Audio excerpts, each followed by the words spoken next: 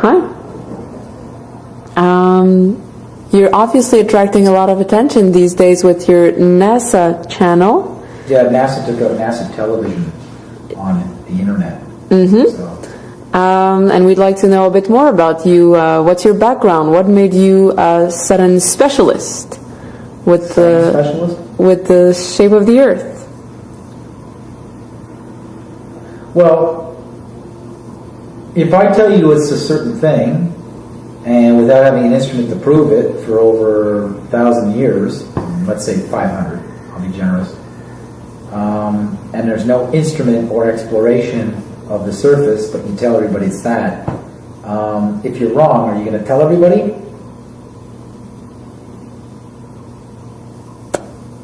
Good question. There's a lot riding here. Everybody who's got a degree in physics, the credibility of every university institution over the past 500 years, the concept of Darwinism, evolution, where we're from. If they lie about the shape, everything falls apart. Even the notion of scarcity, especially if there's more real estate, with more land, more resources, more oil. What's your background, your studies, what? Self-taught, high realist painter. Started painting at the age of 3. So before my brain was gotten a hold of by curriculums and schools, I was already well on my way in understanding perspective on the horizon line. Like how to draw perspective, three-dimensional reality form. My goal at a very young age was to be able to reproduce paintings that looked like reality, like a camera took it. It's just this weird fetish I've always had since I was very young. When you would look at an image, I would have the photo right next to the image, and I really get off on confusing people whether they could just and I'd say, which one's the photo? And I would get off. It's been this freaky fetish I've always had to watch people's eyes sort of scramble. And they would come up closer, and I'd be, no, 6 feet. You have to decide from 6 feet. In this case, when it comes to a picture of the Earth from space, not only will no one ever go up in a rocket to check out if it does look like that, but it's more than the distance of 6 feet. So you were hired by NASA not because of your knowledge in astronomy, just because of your talent at painting? They enjoyed the way I painted things to make things look real, like my understanding of light. How I could take something that doesn't exist in reality. After a certain point, I surpassed needing photos, and I could basically construct things that don't exist, understanding how light would hit form. And they recruited me after a vernissage, after I graduated from political science intelligence at a Jesuit school in Canada, known as St. Francis Xavier. They recruited me at a university exhibition. And what was your job like? Well, in the beginning it was like, we'd like to see some samples of textures and stuff like that, and they started really pushing me into using, different types of spill effects and stuff like that. They already had an idea, like they seem to already have this system of textures or ways to make textures. So they asked me to, I guess I was just filling in on somebody else's work, like a predecessor who went into retirement. And once in a while I would get calls from a gentleman who was the head of the graphics department, and he'd ask me to change the color on things or the lighting. And then what they would do is they would send me like a drawing or an architectural drawing of like an instrument that might be scouting the surface of a celestial body, be it a moon or a planet. And then they would ask me to transpose these objects on the textures, and they would give me certain directions of, like, the light is at this angle, this time of the day, at this intensity, and then I would have to make the shadows congruous to the information they would make, and I'd have to make it look real. And can you explain to us what happened between your steady job that you just described and... It wasn't steady. It was on and off, and it was freelance. Okay. And what happened between that period and now? What is the turning point that made you totally dissociate yourself from what you were working for? Was about a year after I met some of the people I was working with over the phone and on computer at a function, and I think it was kind of like somewhat of an initiation to this division of NASA. And there was one gentleman there that didn't work for NASA, but he was like a consultant for the U.S. Defense Department, GPS, and NASA. And he was a physicist and a painter. Very interesting combination. He was a well-known astrophysicist and a photorealist painter. Most people in the mainstream know him as a well, not even the mainstream, but in the physics circles, know of him as a scientist, but they didn't know he had this knack of photorealistic painting. And it's something they kind of kept under wraps. With me, however, I was, a very good photorealist painter. I would say I was better than him, and I was better at recreating textures that don't exist. And there was a party at somebody's cottage in the Hamptons, and the power went out, and it was about 1 o'clock in the evening, and there was one gentleman who was friends with this guy, who was this consultant for the U.S. Defense Department. Now, this guy was basically a friend of one of my superiors and a colleague, and basically they started to, I think the conversation started turning around like something was about GPS coordinates weren't working or something concerning Antarctica, and so then he made a crack. This gentleman was working for the both as a consultant, so it was like, I was like, well, so you should go out there and just and check this thing out, see if it's still functional. And then somebody made a quip to the effect that, well, if he goes out that far, he ain't coming back. And I asked, like, well, what do you mean, like, well, why wouldn't he come back? It's like if he can go back on his, because GPS doesn't reach that far. And then I was like, well, why doesn't GPS reach that far? I mean, is it too cold? And it's like, it's because it's flat. And they started laughing. They all started laughing. And my superior had quite a weird smirk on his face. He was watching me to see how I would take all this. And there was no lights on, and they had candles that they just lit. And then basically, he took out some chalk, and it was like a cement sort of plank floor of some sort, and he started drawing out the Earth, all the continents exactly, but how they function, everything, physics, science, how everything we understand in movement of energy and objects in this new or hidden science, hidden from the public, how everything is caused by temperature, as opposed to like this very evasive notion of energy with Einstein and Hawking, that there's 3 ingredients to make a universe: energy, mass, and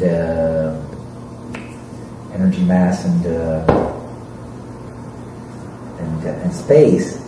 It was temperature. Temperature was why there's mass and energy. And you believed him right away? It made a lot of sense. But he basically started to avert everything. And they were kind of laughing, but they were they were listening to him. He seemed to be like kind of like this guy who was just this weird, I thought he was some sort of nut that these guys, like he was basically just like picking apart everything that they know or that they say every day in the office. He was basically explaining the flat Earth and how it works. And he literally drew the UN flag. And I thought this is a joke on me. This is some sort of initiation to see if I'm stupid or to see if I'm going to buy this. I thought they were fucking playing with me to see if they could convince me it was flat.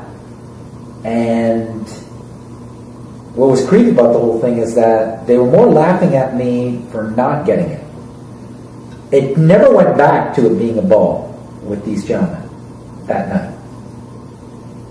It might have been that at the office the next day, in front of everybody else, the underlings, but, and then for weeks, I couldn't think everywhere I went, every time I saw the picture of the Earth, it was like just a logo. It was a painting. It was a graphic. And then I started to scrutinize the actual images of the Earth they claim are photos. And it just started looking silly, like a cartoon. Like, why is the water so blue if it's reflecting the blue atmosphere, but I could still see the brownness of Africa? Like, wouldn't I be seeing Africa through the blue atmosphere? Like, why is the green and the brown of continents so clear with the blue of the water when the water of the oceans is just reflecting the blue atmosphere? And how come the whole thing, being 3 parts water, isn't reflecting the blackness of space? Like, I started seeing all these flaws. And the more and more I tried to prove this guy wrong, or just to find out if they were joking or pulling my leg, the more I realized they weren't joking. What do you think you were the one that they spoke about? That they told that to? I think there was some projects coming up down the pipeline.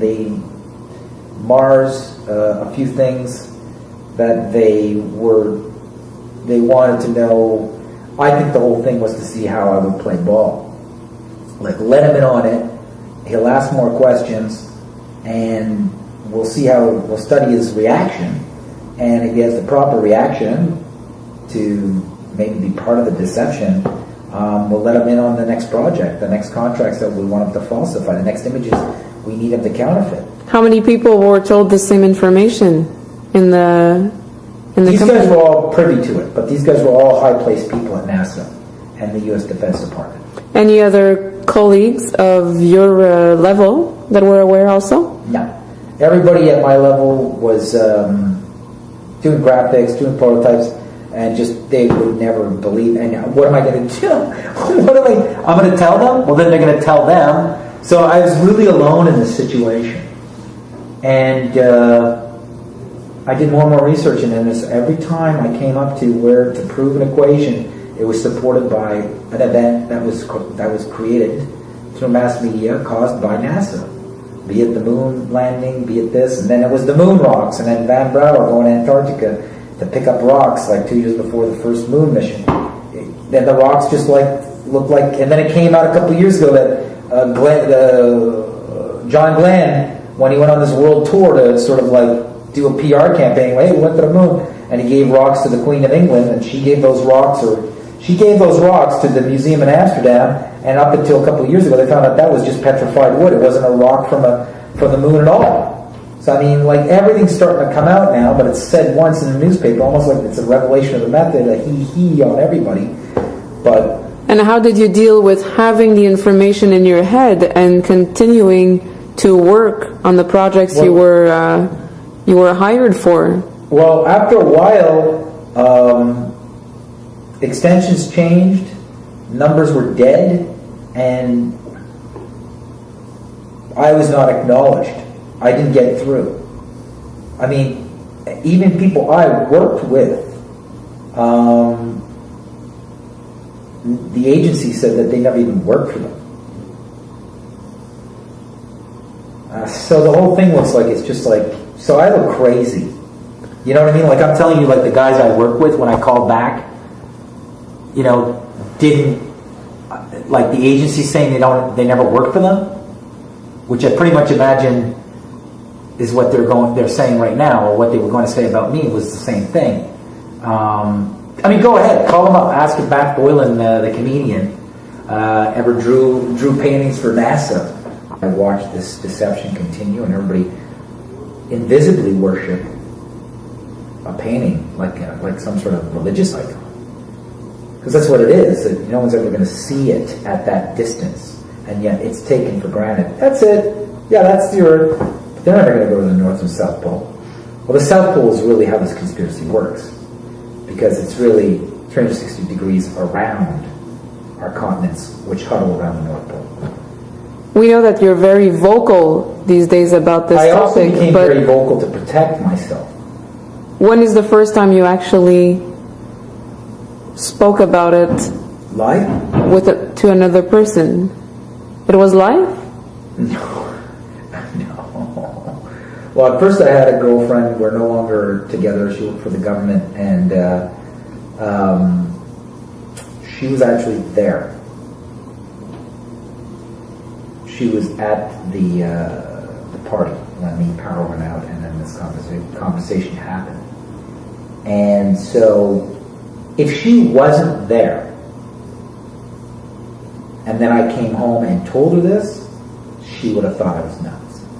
But because there was some very influential, highly placed government officials working internationally, I had someone to exchange with on this concept. Our relationship collapsed. It didn't work for other reasons, but the exchange of like the fascination, the discovering, it was literally like discovering a whole new planet, and the romance of Columbus, and how things really work, energy, science, temperature, how much land is there. Like, is everybody just following GPS corridors in the oceans and in the air? Yes. Do all the commercial flights hub through the northern hemisphere? Yes. And finding out how they plug all these holes so no one will find out. I bounced it through a few people that have very high praise in my talent, and I had to explain to them very, very precariously, because I didn't want them to know I was actually doing graphics for them. I wasn't allowed to tell anybody that I was actually working for them doing freelance graphics, because it's perjury. It's basically I'm putting my neck out, and I'm also like apparently putting the national security of the country or the nation or the agency at risk by talking about the projects I was on. I was just making paintings of outer space. Some people tend to believe that you're talking this way, you're proposing such a thing just to attract the attention. Big time. The more people that hear me say this, the more time I'm buying for myself. So you don't mean it, you just want to attract the attention? Is this what you're saying? I'm trying to live, protect myself, and also... what do you need to protect yourself? I think the more people know this, the better off they'll be, humanity will be. Look, it's been 500 years. People go, wow, you're telling me to go, not only go back 500 years when we used to think it was flat. Actually, it was way before that. And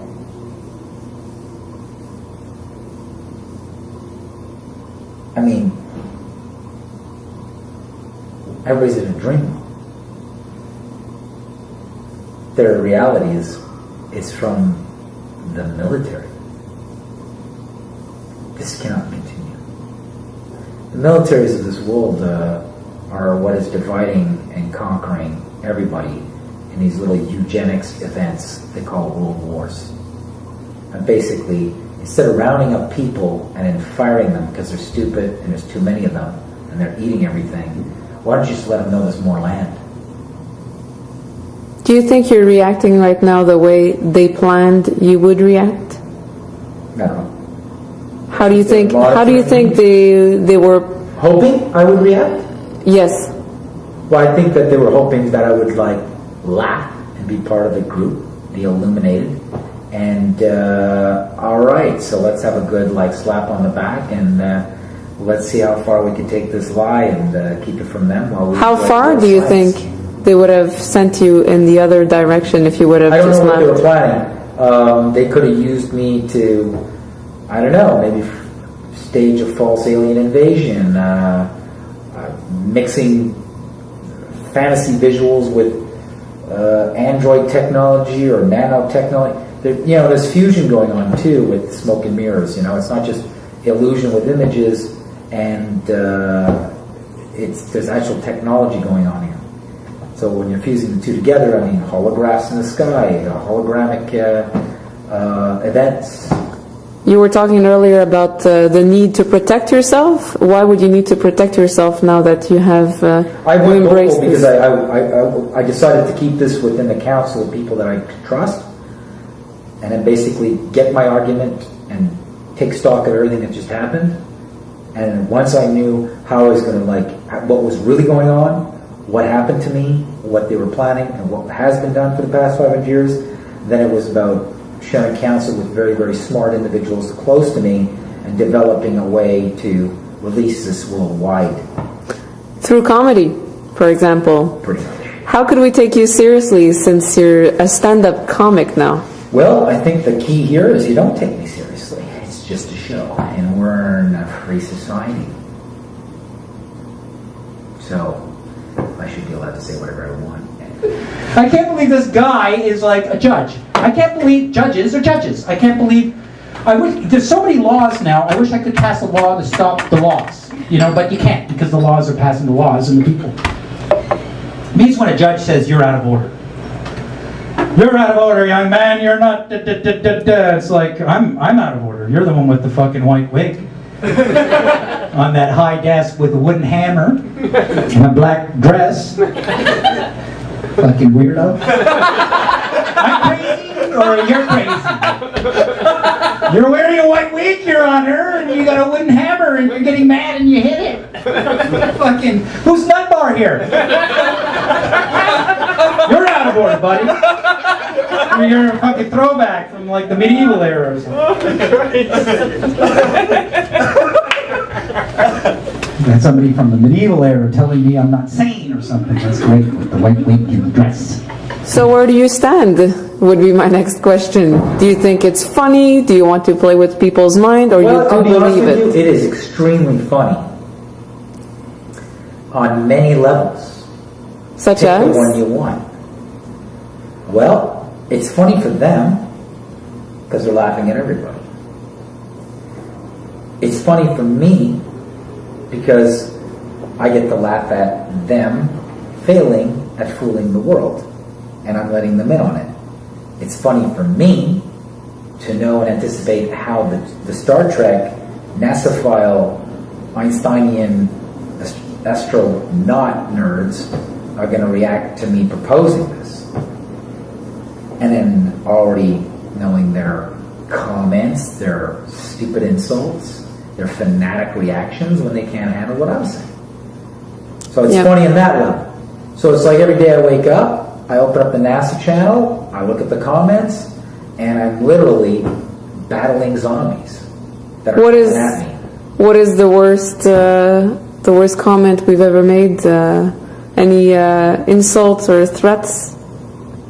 Well, I find that now there's always the generic get your tinfoil hat, or put your tinfoil hat, and they all think they're original. I don't approve those comments. I do approve comments on it. I pen for approval, because I just want debate. I don't want fanatics like Star Trek fanatics or heliocentric Einstein Newtonian freaks who just repeat what they were told in some school program, never went anywhere in a fucking rocket or at NASA, insulting me. So I keep the debate. And if you have like a conventional response to what I'm saying, I will show you the other way. Yes, and in the... But when it comes to threats, I find that just completely freaky. And now, since I've been doing this, I've been taking this worldwide in front of audiences, now there's inadvertent sort of threats on my life being made. Like, you will die, accidents will happen. How do you deal with this? I deal with it like I'm dealing with a fanatic. Because a fanatic is someone who will have an irrational, highly negative, emotional, borderline violent reaction to just questioning their belief system. I wait for the day where everybody will throw out that religious symbol called the globe. The globalists all stop. How do you see it as a religious symbol? Well, when you have that kind of fanatic reaction to saying it's not that, and you actually stand your ground proving how it's clever events orchestrated by one group to support Newton, who Copernicus, the fact that we actually go around the sun, and don't go snooping around Antarctica unless you're a scientist approved by the Southern Treaty Project. And it's funny because you'll never see anybody actually talk bad about the Pentagon who work at the Pentagon or at NASA. It's like we're supposed to believe that these are the only these organizations, everything's hunky-dory, and everybody just has a great work environment. There's no complaints. There's nothing weird going on there. People better wake up. When you work at NASA, you sign very, very strict confidentiality agreements when you're working in any department, especially the Pentagon. Your life is at risk. This is one of the reasons why, one of the reasons why when I was recruited, first as freelance to do texture graphics, nebulous texture graphics, almost like they would do these sort of texture samples that they could use in layer masking when creating. I didn't know this at the time, but I would send in these textures. They would be paint spills and different things, and sometimes they would ask for a realistic rendering of like a moonscape or what it would be like. They would say it's got Europa is ice and and they would explain the temperature and what they were looking at and the light intensity of where it would be juxtaposed to Jupiter with where the sun would be at a certain time of the year. And then my job was to realize this realistically, right? Much like Stanley Kubrick, took all of Newtonian physics and the way we view the universe in the 20th century before they even went up in a rocket and made it look real on screen. So, and a lot of people do this when they're like doing the renderings for like, new shuttles, new prototype equipment, what it would look like, how it would work. Everything in the world is drawn first. Money is drawn. The most important things that rule your mind are drawn. The dollar bill is drawn. The Queen of England on a pound. Flags. And in this case, we have an image everybody veneers and worships invisibly. Because it becomes worship when it becomes iconic and you've never seen it from that point of view. Like Christ or God.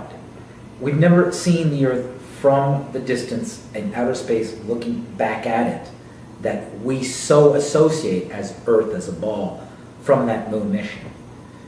And there are certain things that have come to my trained eye that are inconsistent with how the UV spectrum in our gaseous Earth's atmosphere creates a blue spectrum works when reflecting the blackness of outer space and seeing the clear brown and greenness of continents while seeing the clear blueness of oceans, and yet not seeing the contours of a continent through the bluish atmosphere that is our Earth's air.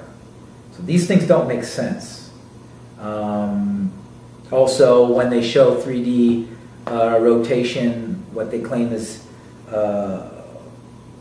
satellite tracking footage of the Earth in rotation, time-lapse speed, sped up.